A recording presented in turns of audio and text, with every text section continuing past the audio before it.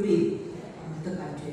Ada banyak tekanan tentang bagaimana kita mungkin bisa mencukupi kehidupan sehari-hari. 有很多压力，我们如何可以顾虑我们日常生活的需要？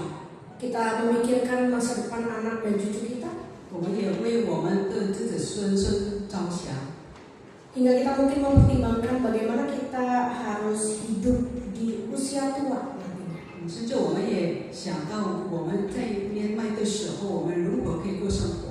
Ada satu kesadaran yang mengingatkan kita bahwa kita bisa membuat berbagai macam rancangan di dalam hidup ini. 我们也意识到我们可以在生命中做很多的计划， Tapi tetap tidak ada satupun manusia yang bisa menentukan masa depannya. 但是没有一个人可以决定了他的未来。 Dan kenyataan ini yang paling banyak menimbulkan kekhawatiran. 而且这个事实最多产生我们的忧虑。 Kalau kita mungkin melihat di dalam hidup kita sehari-hari, mungkin yang paling berkaitan begitu ya, yang menimbulkan kekhawatiran misalnya.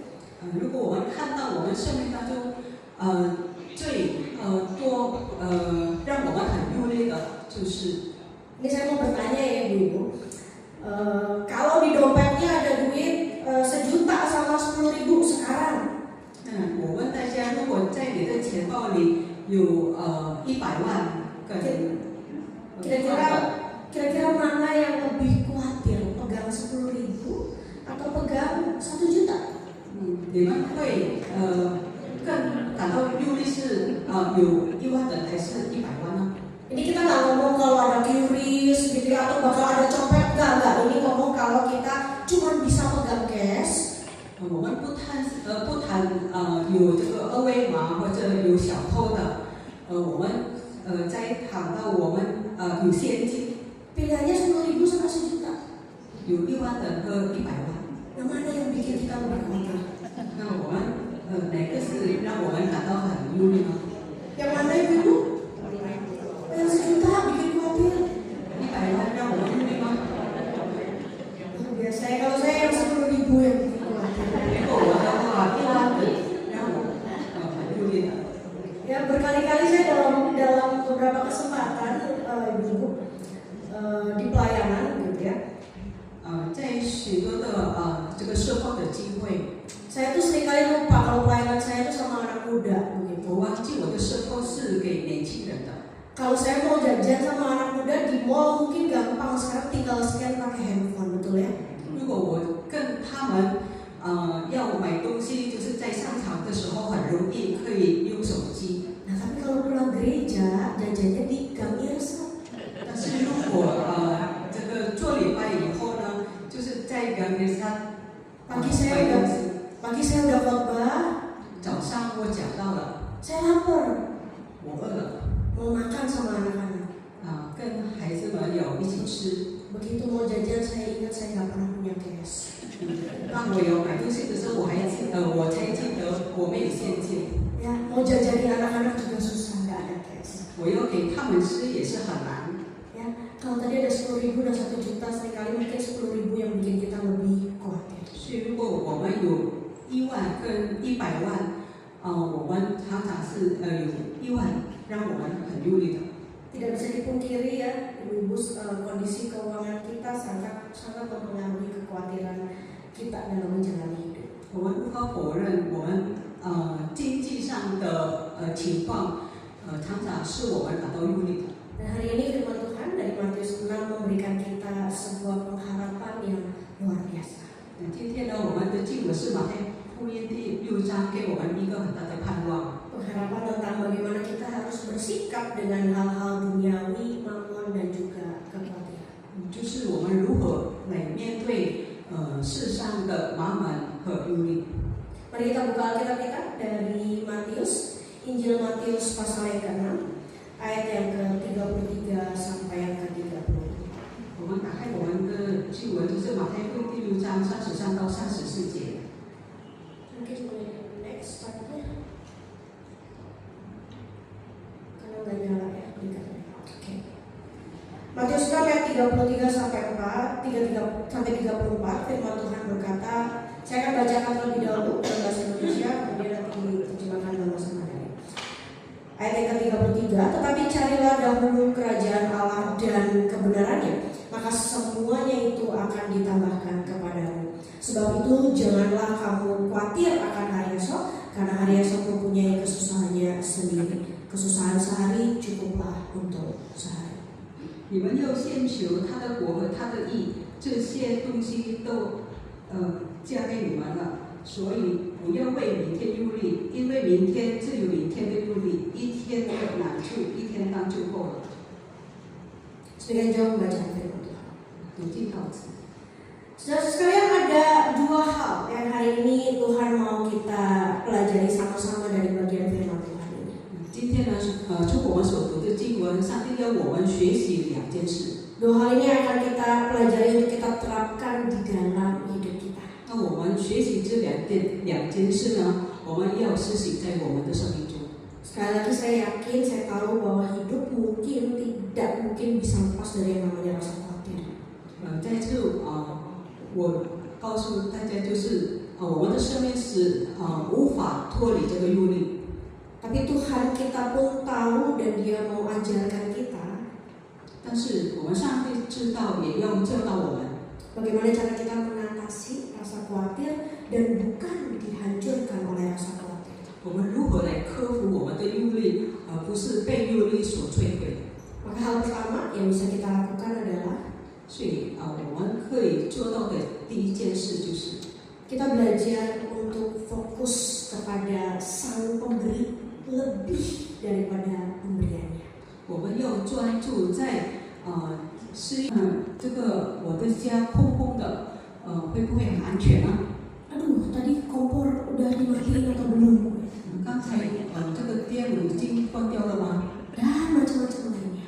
还有其他的。 Ya, saudara, kekhawatiran itu bentuknya aneh-aneh. 我们的忧虑是很多种的， Tapi kita bisa memilih bagaimana kita bersikap terhadap hal-hal yang mungkin bisa membuat kita khawatir. 但是我们可以选择我们如何来面对那些让我们忧虑的事情。 Kita bisa double check, triple check sebelum pergi dari rumah.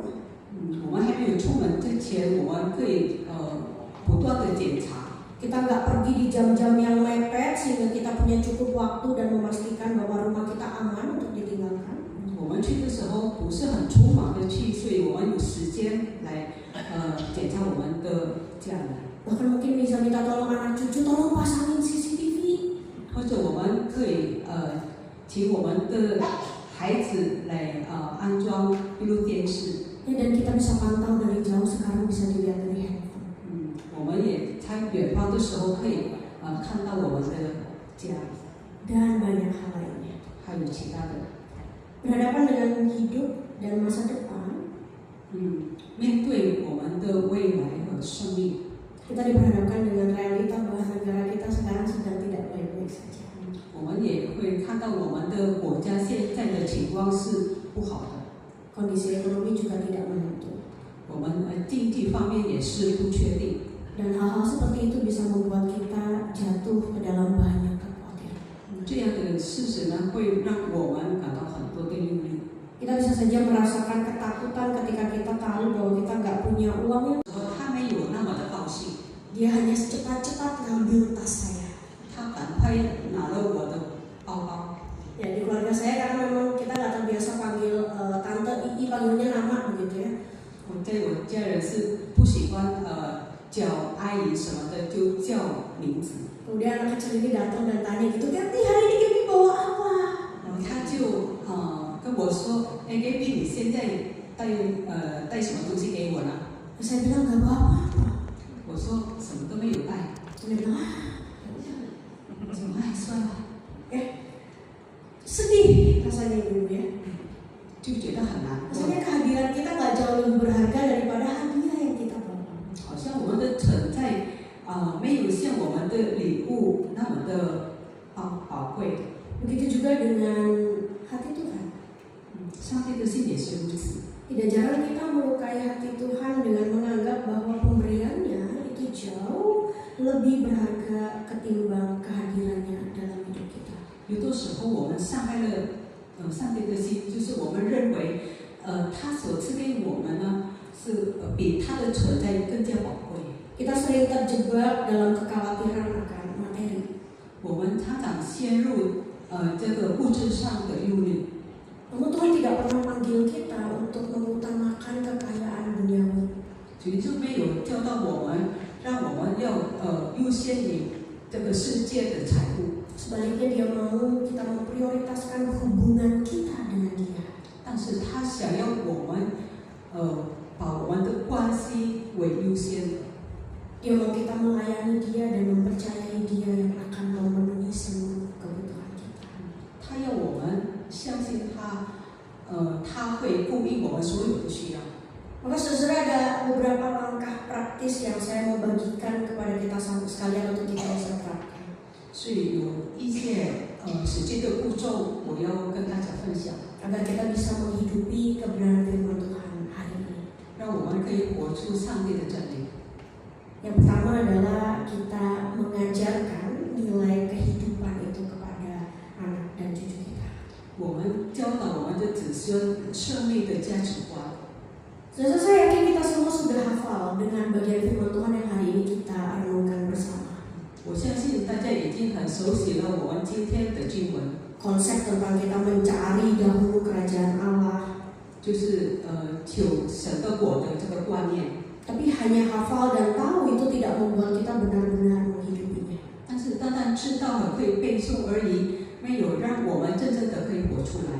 Sebagai orang tua, sebagai ibu-ibu, 作为家长，作为女士们， kita punya peran penting dalam membimbing generasi berikutnya. 我们有很重要的角色来带领我们的后代。 Di saat kita mengajarkan nilai kebenaran yang hidup itu, 当我们教导我们生命的价值观的时候， secara tidak sadar kita juga sedang memaksa diri kita untuk menghidupinya terlebih dahulu. 我们没有意识到我们在逼着我们来先把它活出来。 Kita tentu gak ingin anak dan cucu kita mungkin berkata, mama ini cuma bisa ngomong aja. 我们也不希望我们的子孙就说我妈妈只会讲而已， Oma cuma bisa bawel aja. 奶奶只是啰嗦而已。 Tapi waktu kita mengajarkannya, 但是当我们教导他们的时候， mereka mau mendengar dan melihat karena ada contoh yang nyata. 他们愿意听也愿意看，是因为有真实的例子。 Ajarkan kepada anak bahkan cucu untuk menempatkan Tuhan di dalam pusat kehidupan mereka, bukan harta dan benda. 我们要教导我们的子孙要以上帝为中心，而不是财富。 Melalui apa?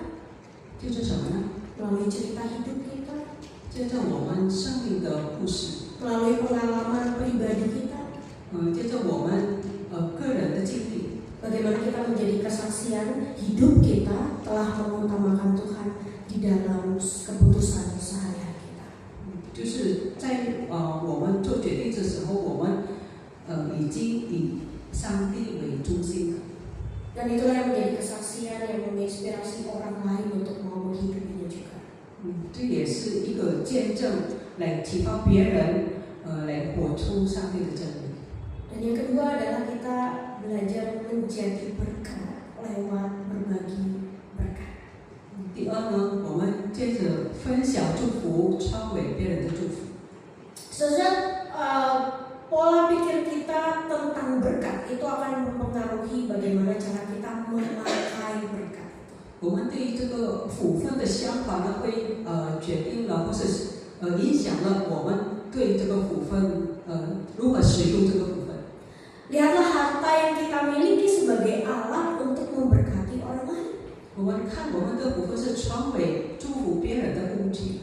Ada seorang tokoh di dalam sejarah di Amerika. 在这个美国有一个历史上的人物， Dia adalah John Rockefeller. 他是约翰洛克菲勒， Dia tokoh pebisnis Kristen yang sangat terkenal. 他是非常出名的这个基督教的企业家。 Beliau adalah seorang pebisnis besar dan keluarganya sampai ke keturunannya dikenal sebagai salah satu dari deretan keluarga terkaya di dunia. 他是一个大的企业家，然后他的家人、他的家庭也是成为世界上最富有的家庭。 Tapi kalau kita baca tentang kisah hidup Rockefeller, dia tidak mendapatkan kekayaan dengan begitu mudah. 但是如果我们看他的生平呢，他的财富是得来不易的。 Ada banyak kisah perjuangan yang bercucuran keringat dan juga darah. 他有经历很多的奋斗，是流汗流血的奋斗。 Namun satu nilai kehidupan yang dikenal bahkan sebelum Rockefeller sukses, dikenal dari hidupnya adalah mungkin ada di antara ibu sekalian yang sudah memasuki masa pensiun dan mungkin tidak lagi terlalu sibuk dengan pekerjaan. 也许在你们当中已经进入了这个退休的时期， Atau mungkin sebaliknya, ada yang masih harus mengisi masa pensiunnya dengan bekerja keras bergerak. 或者相反的，你们还需要很努力的工作。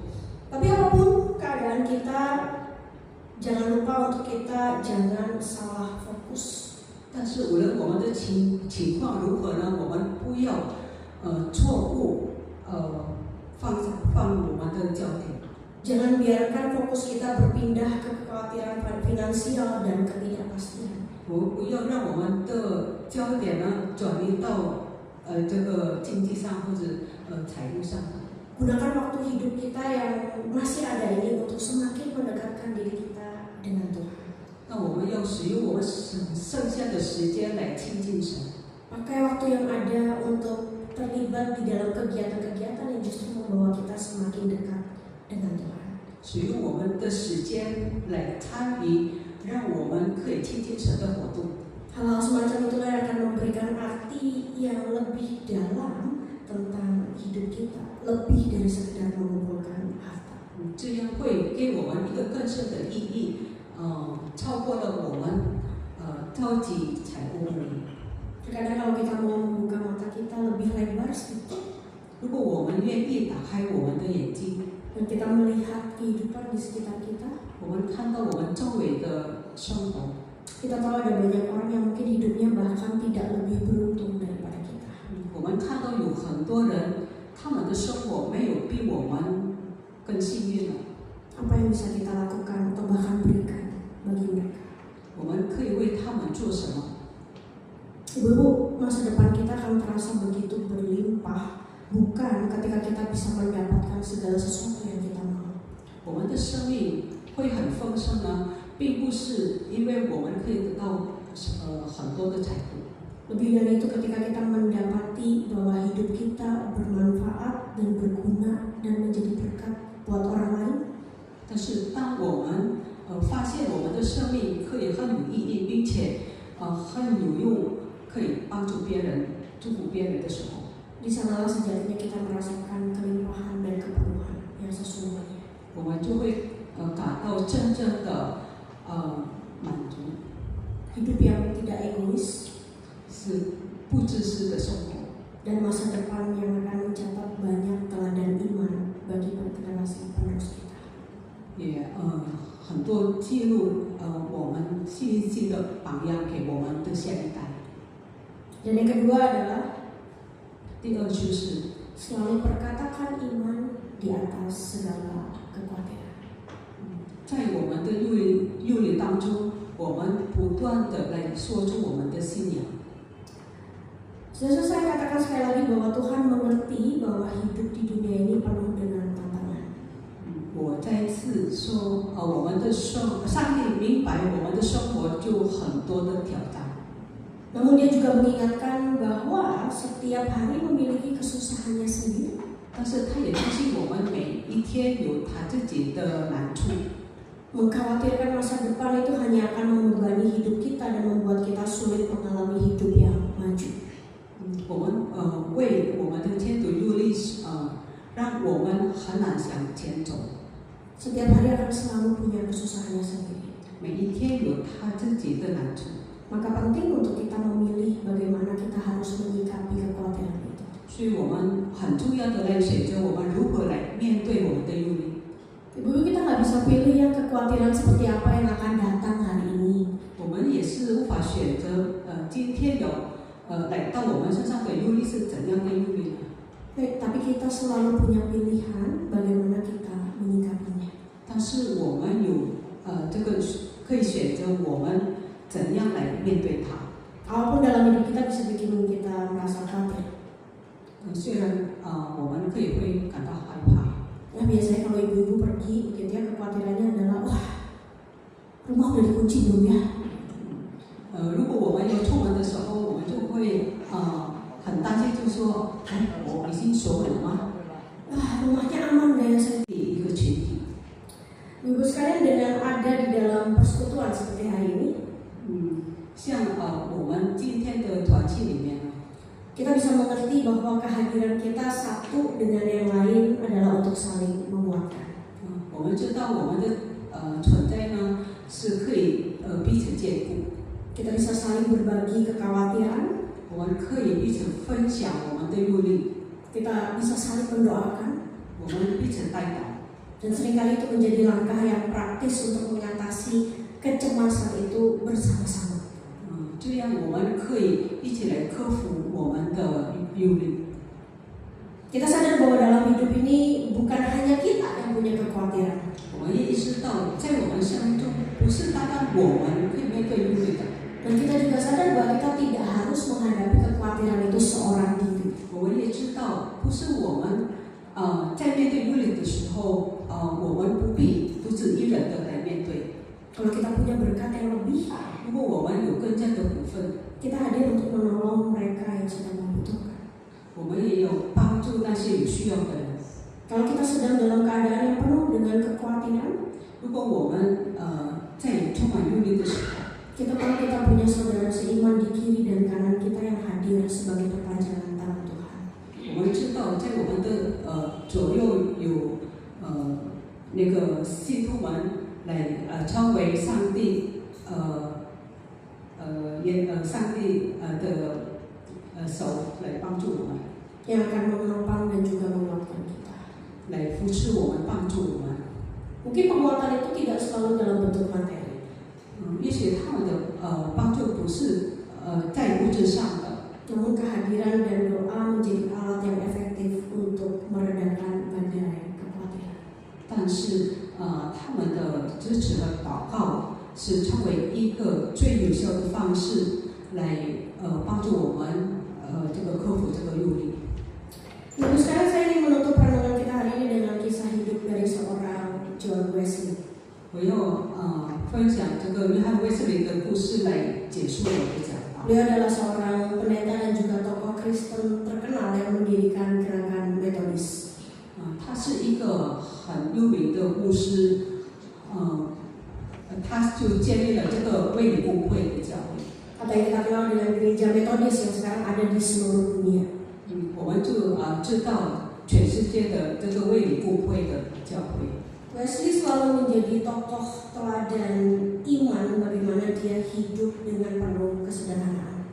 他是成为一个信心的榜样，他的生活是很艰苦的。 Meskipun dia punya potensi untuk hidup dalam kemewahan. 虽然他有潜力活在一个辉煌的情况。 Di puncak karirnya, Wesley menghasilkan banyak sekali uang dari penjualan buku dan juga honor pelayanannya. 在他事业的顶峰，他从出售他的书籍和授放可以得到很多很多的钱。 Buku-buku dari John Wesley itu menjadi world bestseller yang dijual sepanjang masa. 他的书籍呢，在这个世界上是最畅销的书。 Sewaktu dia masih hidup, dia berkeliling melayani di berbagai penjuru dunia. 在他生命当中呢，他去全世界来服侍。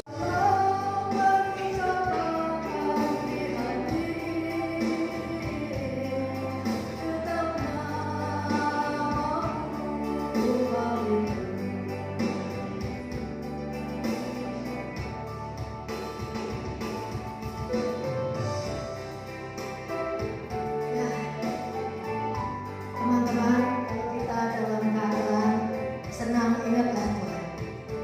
Yang mudah kadang susah